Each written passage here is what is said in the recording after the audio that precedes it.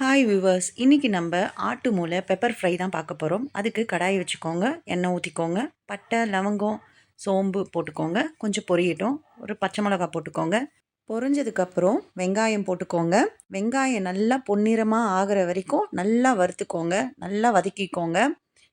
பிறகு நல்லா ப்ரௌனிஷ் கலரில் ஆகணும். ஆனதுக்கப்புறம் கொஞ்சம் தக்காளி போட்டுக்கோங்க. தக்காளியும் நல்லா வதங்கணும். அதுக்கு கொஞ்சம் கல்லுப்பு போட்டிங்கன்னா சீக்கிரம் வதங்கிடும். கல்லுப்பு போட்டு நல்லா வதக்கிக்கோங்க. நல்லா வதங்கின பிறகு கொஞ்சம் கருவேப்பிலை போட்டுக்கோங்க. அந்தோட ஃப்ளேவர் நல்லா இறங்கும் வெங்காயம் தக்காளியோடு சேர்ந்து. அதுக்கப்புறம் கொஞ்சம் இஞ்சி பூண்டு பேஸ்ட்டு போட்டுக்கோங்க.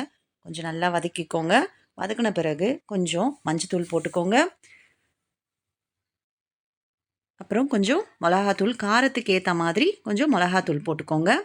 அந்த எண்ணெயிலேயே நல்லா வதக்கிக்கோங்க, பச்சை ஸ்மெல் போகிற வரைக்கும். இப்போ நல்லா க்ளீன் பண்ணி வச்சுருக்கிற ஆட்டு மூளையை அதில் சேர்த்துக்கோங்க. நான் 2 போல் சேர்த்துருக்கேன். அதில் ஒரு முறை நல்லா கலந்து விட்டுடுங்க. கொஞ்சம் நேரம் வேகணும். அது வெந்ததுக்கு அப்புறம் அந்த மூளையை நல்லா உடச்சி விட்டுக்கோங்க. கொஞ்சம் முட்டை மாதிரி தான் இருக்கும் அது. இதை நல்லா சிம்மில் வச்சு நல்லா வேக வச்சு எடுத்துக்கோங்க. இந்த மாதிரி ஸ்டேஜில் பெப்பர் பவுடரு 1 ஸ்பூன் போட்டுக்கோங்க. நல்லா கலக்கி விட்டுக்கோங்க. நல்லா கலக்கி விட்ட பிறகு கொத்தமல்லி கருவேப்பிலை போட்டு நல்லா கலக்கிக்கோங்க. அவ்வளோதான். கமகமன்னு ஈஸியான டேஸ்டான ஆட்டு மூளை பெப்பர் ஃப்ரை தயார்.